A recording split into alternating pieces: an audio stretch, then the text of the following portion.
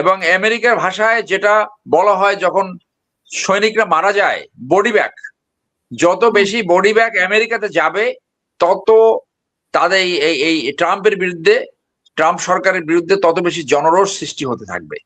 যদিও আমরা কংগ্রেসে একটা ভোটাভুটি দেখলাম, সেইখানে এখনো যুদ্ধের পক্ষে সে উইন করেছে, কারণ তাদের দল ক্ষমতায়। সেই জন্য ট্রাম্প হলো এমন একটা প্রলিফিক লায়ার, ওর মিথ্যা কথা বলতে কিছু লাগে না। তার আগের টার্মে সে 5500 বার মিথ্যা কথা বলেছে।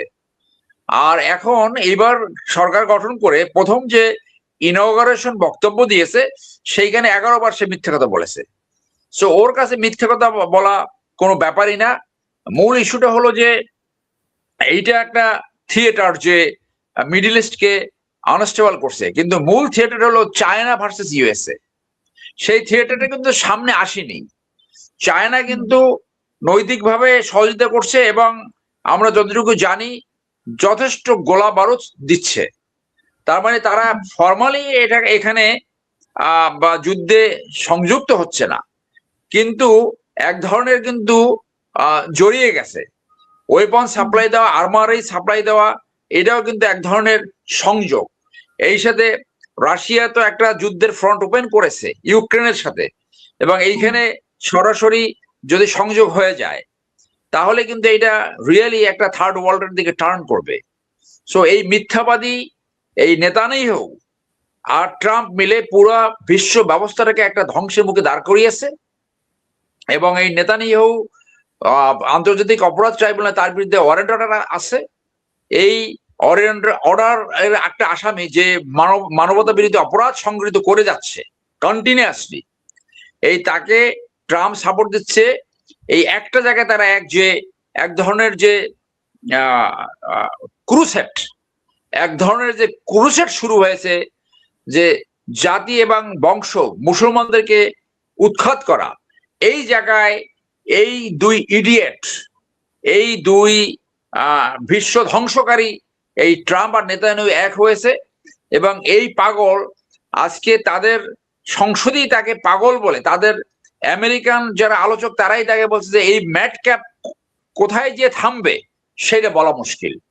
সেই জন্য আমি মনে করি যারা এখনো শুভবুদ্ধি রয়েছে, ইন্টারন্যাশনাল অর্ডারটাকে ঠিক রাখতে হলে আমি আমি আমি আমি মনে করি যে যারা ওয়ার্ল্ড পাওয়ার রয়েছে তাদের আরো সামনে এগিয়ে আসা দরকার, এবং এটা ফাইনালি ডিপ্লোম্যাটিক সলিউশন হওয়া উচিত।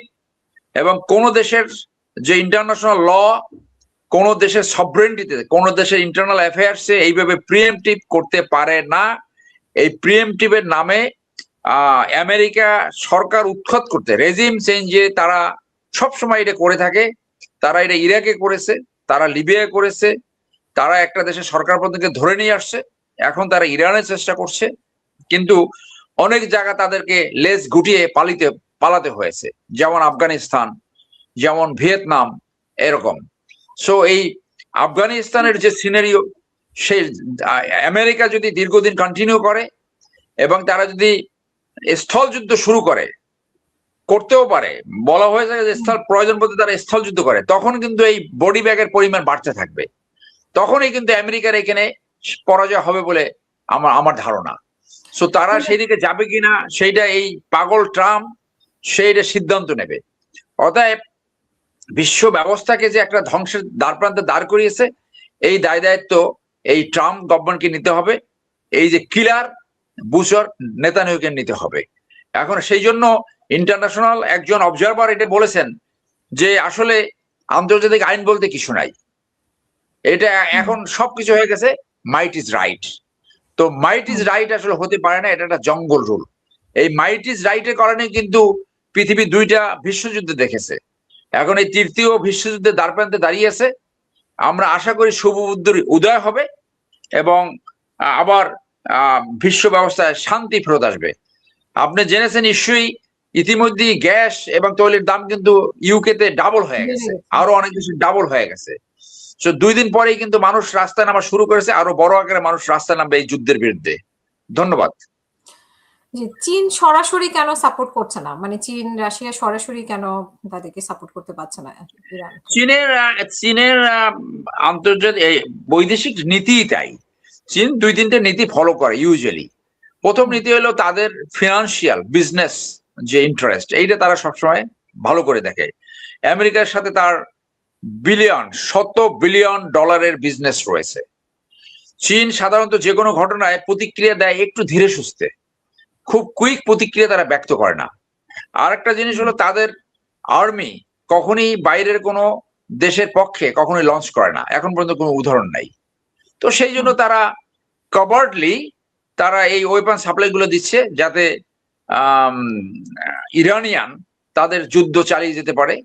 এবং যদি এটা স্থলযুদ্ধ হয় তখন রিয়াল যে স্কার্মিশেস, খণ্ডযুদ্ধ, মানে ব্যায়োনেট চার্জ ইত্যাদি এইগুলো হবে। এয়ার পাওয়ার দিয়ে কোনো দেশকে কখনই পরাভূত করা যায় নাই। ড্যামেজ করা যায়, অনেক কিছু নষ্ট করা যায়, কিন্তু কোনো দেশ ভৌগোলিকভাবে কখনো ইনভেড করা যায় না। সো এইগুলো হতে থাকবে। এইগুলা অনেকগুলো কারণে ঘটে। নেতানিয়াহু তার চেয়ার দখল করে রাখতে চায়, ক্ষমতাটা ধরে রাখতে চায়। আমেরিকাতে মধ্যবর্তী নির্বাচন রয়েছে, বিভিন্ন কারণে এইগুলো হয়। মূল উদ্দেশ্য হয়েছে তৈলের কন্ট্রোল নেওয়া।